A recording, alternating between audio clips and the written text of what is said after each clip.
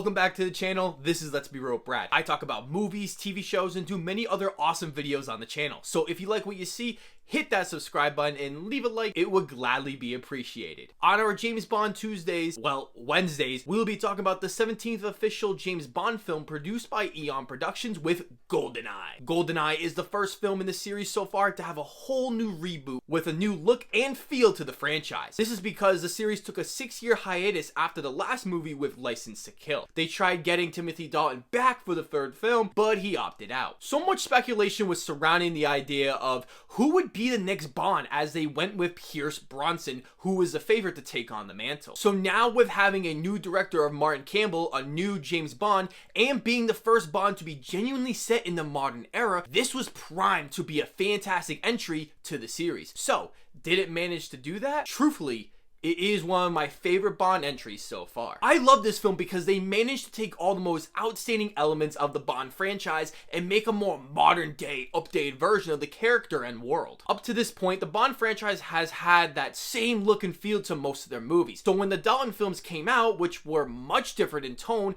audiences didn't know what to make of it. I also love that the character of James Bond gets roasted by everyone in this movie. Everyone takes cheap shots at him regularly, which I thought were well warranted and worded so correctly. So let's dive right into the positives, starting with the acting. This entry has the strongest acting in the whole series, with everyone giving such strong and exciting performances. Pierce Brosnan steps into the role of Bond, selling every line of dialogue. He didn't try to reinvent the character and make his own spin on it, but tried to be the best of all the different Bonds we have had, which gave him this sophisticated, sexy, mysterious appeal that made him such a badass all throughout the movie. Judi Dench takes over the role of M, being the first female head of MI6. She is spectacular in the film, feeling like an essential aspect of the film, where in the previous films, M just delivers expositional dialogue to Bond for his next upcoming mission. Judi Dench provides a more sophisticated and well-complex character with this fantastic comment right here. Because I think you're a sexist, misogynist dinosaur, a relic of the Cold War. I've no compunction about sending you to your death. But I won't do it on a whim, even with your cavalier attitude towards life. The writing is the best this series offers, feeling fresh and wholly unique to the franchise. The film balances its comedic one-liners with fantastic dramatic lines that make the film 100% more attractive than previous entries. The screenplay also makes every aspect of this film feel essential, being very tight in its pacing and making sure this can be the most entertaining Bond film yet. It also corrected many criticisms that many people, including myself, had with the previous films, with being very sexist, misogynist, terrible female characters, uninteresting villains, and never feeling any suspense for Bond. They even point out many of these aspects with characters talking to crap to Bond about it, making for some of the best jokes in the film. The film also has a great twist that was spoiled for me, but I think it worked perfectly in this movie, having the villain being a top 5 villain in the franchise so far. Martin Campbell delivers the best directing of the whole franchise, being so calculated, detailed, and precise in all the shot selections, while ensuring this is such an entertaining action movie where the story will be memorable and influential in the years to come. He clearly knows how to shoot action because he crafts them so entirely, with almost all done by practical effects,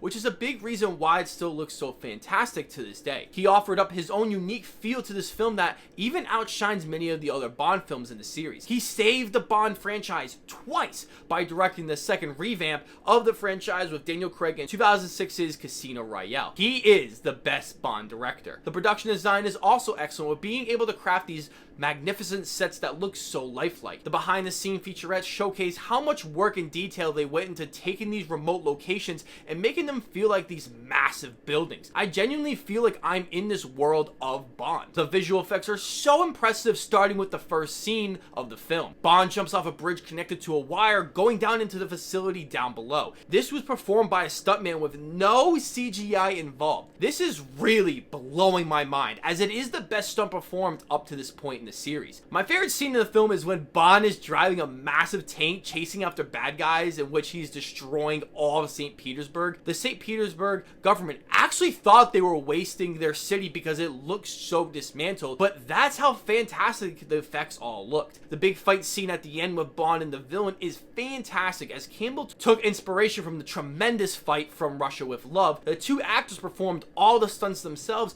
being the best fight of the whole series. The sound design is also incredible with tons of significant sound effects that explode through the speakers that instantly make you more excited, especially when Bond is in the library running away from all these goons, firing their machine guns at them. It is the best of the whole series up to this point. The title song, GoldenEye, performed by Tina Turner, is another classic song that gets better and more explosive every time I listen to it. She adds that classic Shirley Bassey, giving a hard-hitting sound with great lyrics and just being so memorable. This movie also has one of the best video games of all time, GoldenEye 007 for the Nintendo 64. I want to play this game so badly, so if one of you keen viewers want to send me the game, I would love you for the rest of my life. I still have to buy the Nintendo 64 console though. The film does have a few negatives, being the forced relationship Bond has in this movie. GoldenEye establishes that Bond is not the same character we have seen in previous entries, sleeping with all these different women. He seems to be more focused on the mission at hand because of M's orders. The film couldn't help itself and shoehorn one in anyway. A romantic scene could have been easily cut out of this movie and it wouldn't have changed a thing. The second being that the film can be at times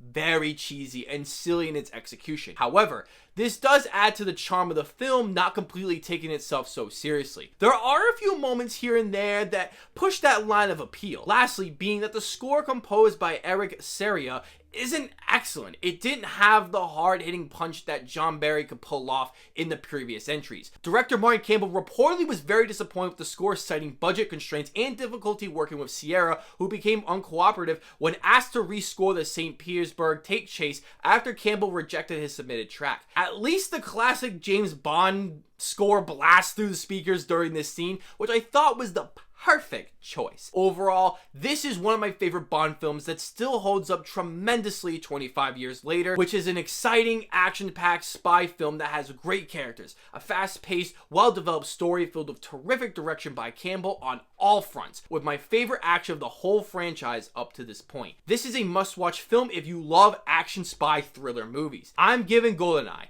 an 8 out of 10. So, let me know what you think of GoldenEye and where it ranks in your James Bond film rankings. I want to know all that down below in the comment section. Next week, I will be checking out the next Bronson film with Tomorrow Never Dies, so be sure to check it out before next week's review. As always, I will see you all in the next video.